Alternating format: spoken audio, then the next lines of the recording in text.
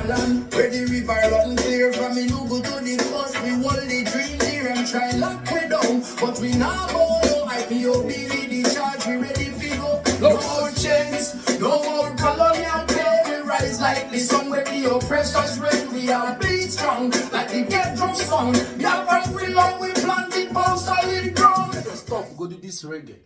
Kai change here to blues. Today, Abraham Kambia address here some Igbo Efulefus and address here their Efulefuism.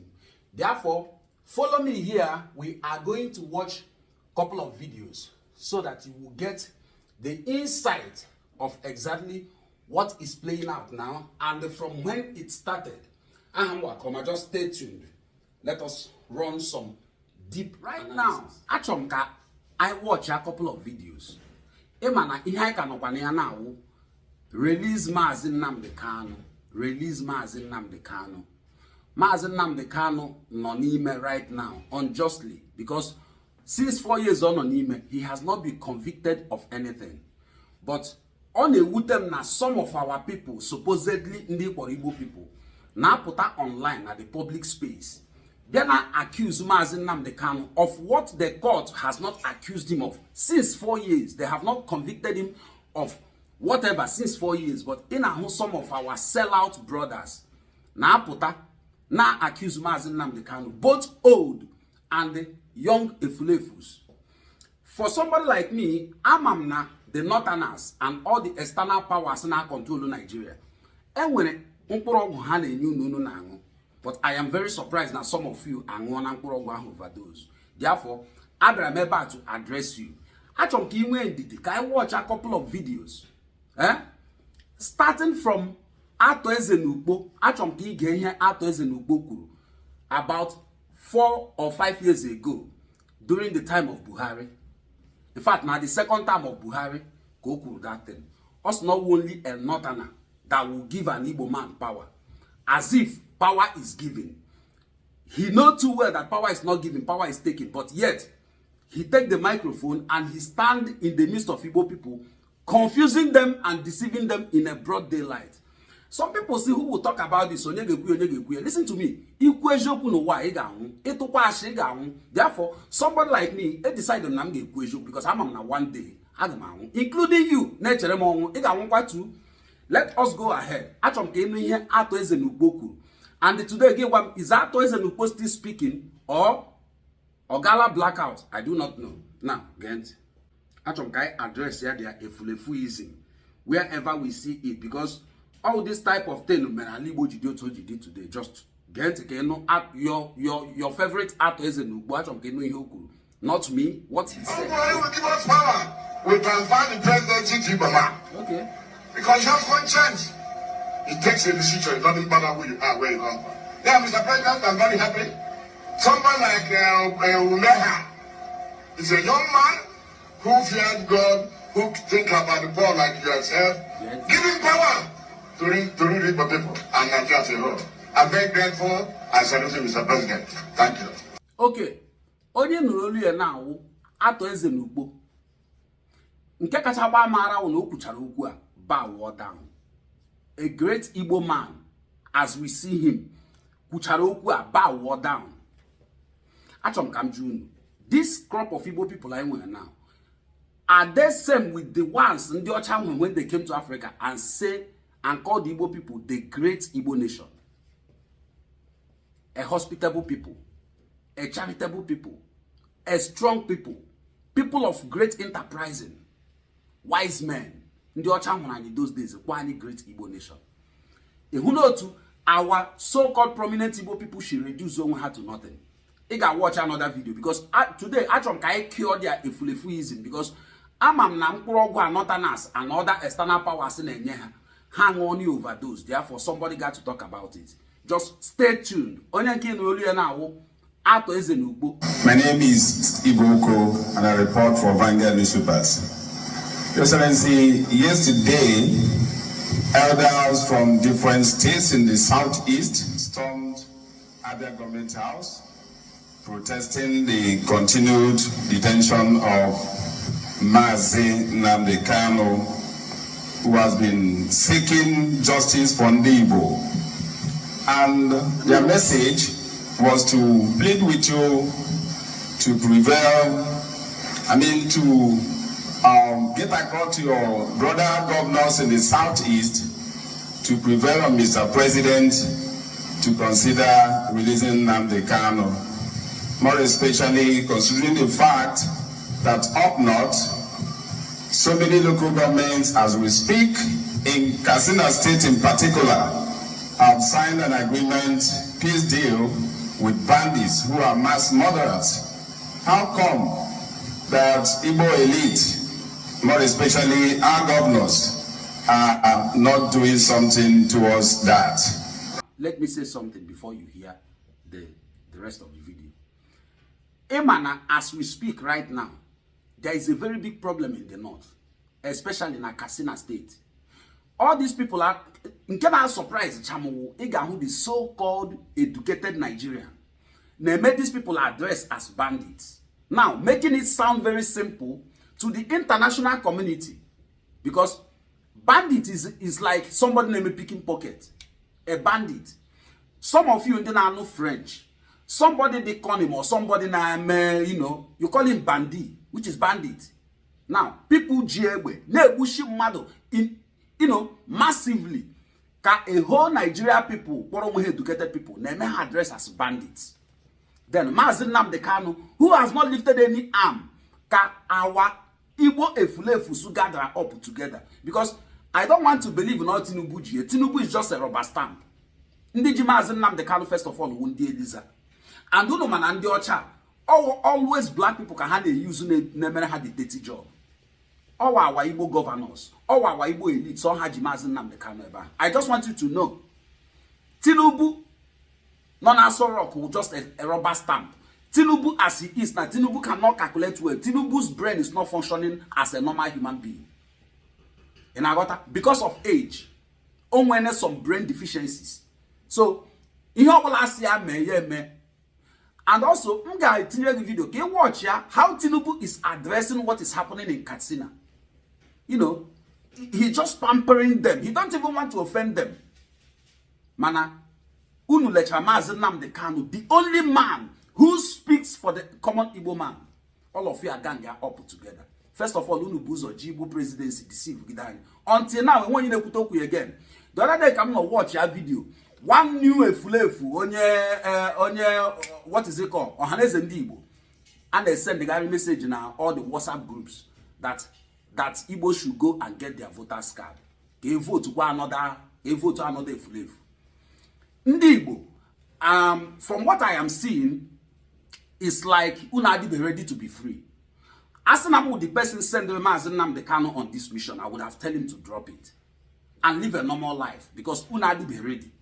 Unadi be ready. Until Una are tired of slavery, until Una are tired of suffering. But what I'm seeing now, even Una started. Una started. I got watch a couple of videos about then. I got watch is it the video how the local government chairman Katsina State ship address the whole public these people are all these people are bandits are with all their weapons. Nobody touched them. And hand send there a very strong warning to Abuja. Nobody even touched them. Man, as some of you today, even the young people in the Igbo. Anyway, this old Efulefus here today, some time ago they were young. And all these young Efulefus, they will also grow old. And I got that. Shame is supposed to catch all of you. Amamna, all of you made this thing because of maybe again or because of whatever. But shame on you. And when one boy been in South Africa, anyway, he's just an illiterate, a forcing guy, somebody who is forcing himself to where he's, to where he's not fit. Man can on Abuja, man can on all over the place. Hana Potana castigate Mazi Nnamdi Kanu. Send the other this video. Let me see them use the same energy I had about Mazi Nnamdi Kanu. Why these people now they made this thing na Katsina? Why who boldly? Can they? They cannot. Of course, you cannot be wiser than your boss. It will go to advisor. You cannot advise your boss. These people are being paid by all these northerners and external powers, but we will see how it goes. We must campaign for Mazi Nnamdi Kanu. Mazi Nnamdi Kanu must be released. All out of envy and jealousy of Ndi Igbo, because Ndi Igbo knows here. Every common Igbo man now address Mazi Nnamdi Kanu as a leader. Somebody who never had any political appointment, but people see him worthy to be their leader and are calling him leader. That is the genesis of the whole problem. Let us go ahead and listen. Governor Alex Otikuru.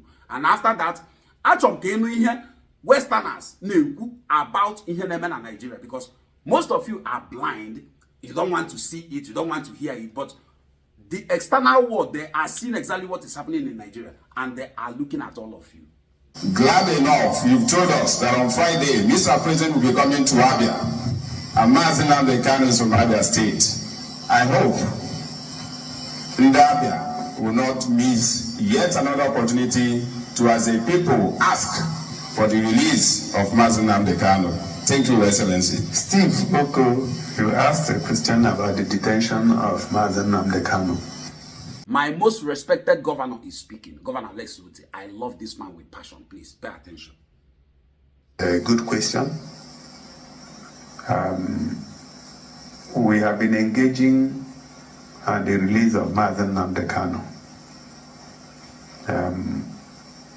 But the level at which we are engaging and the discussions that have happened and the assurances that have been received are not for public consumption, since it may hurt or derail the process. But you can take it for granted that as his governor, I'm in the forefront of ensuring that he comes back home. I call him my most respected governor. Do you see wisdom? Do you see humility? Do you see sincerity in this man? I want to believe what he said. However, because they are seeing it. They are getting the report. But also, they cannot act. Do you know why? We are supposed to act. Then they will come and see. Not them coming to act for you. The fact that this issue has not gotten on people's radar. Right, no one's talking about it. It's pretty amazing. If you don't know what's going on in Nigeria, your media sources suck. You are in a bubble. And again, I'm not a Christian, but they are systematically killing the Christians in Nigeria. They've killed over 100,000 since 2009. They've burned 18,000 churches. This is so much more. These are their Islamists, Boko Haram. This is so much more of a genocide attempt than what is going on in Gaza. They are literally attempting to wipe out the Christian population of an entire country. Where are the kids protesting this? Now, Onyocha all the way from America can see this. But your pastor, who claims to see everything both in the light and in darkness, can never see this thing. Are we not deceiving ourselves? Sometimes I wonder, I'm not saying, what type of race is this black people? Does it mean that your brain doesn't reason, or does it mean that your eye doesn't see? In this Nigeria, you know, and they bushy Christians every day. All these mega and big churches in Nigeria, and they would their members on daily basis. But you can never see any of their so-called prophets come out and tell you where these people or how they are going to get them or what to do to remedy it. But Oga watch our call box and see you. Oga your grandmother. Oga your telephone number your cousin. But he can never see this danger. Christianity, one of the tools in your charge, gets at the brain of a black man docile. That is why a black man cannot think. Because everything you believe God will do it for you. But remember, God will never do for men what men ought to do for themselves. Share this video to all the Igbo Efulefus, both the old and the young. And if you care for Mazi Nnamdi Kanu, let us intensify this campaign. Mazi Nnamdi Kanu is not supposed to be there. Just legodi him na casino. See what the Nigerian government is doing in broad daylight. Then, gain on a bar, so now castigate Mazi Nnamdi Kanu. if Mazi Nnamdi Kanu happen to get out of the way, get one way black man, wait, you have one more video to watch. Now, watch out the rubber stamp on Abuja. The way OJMA address the insecurity in Nigeria, especially in Kan as Nemen Kasina now. Watch out Oshi Woku like Onyet in your battery. Get one work hard go week. And now this man name brain indeficiencies. And I watch out Oshna Pam Pahane Woku to tell you now this rubber stamp is not in charge. Then I control Nigeria, Mande Eliza, Mande France, Mande Yankee. Just watch out go to the rubber stamp pushing Woku. What is happening in the country and the security challenges that we have is surmountable. Yes, we have a very porous border. We inherited, the weaknesses which should have been conquered and buried earlier on, but it's the challenge that we got to face, and we are facing it. Indeed, we are facing it. I'll add today,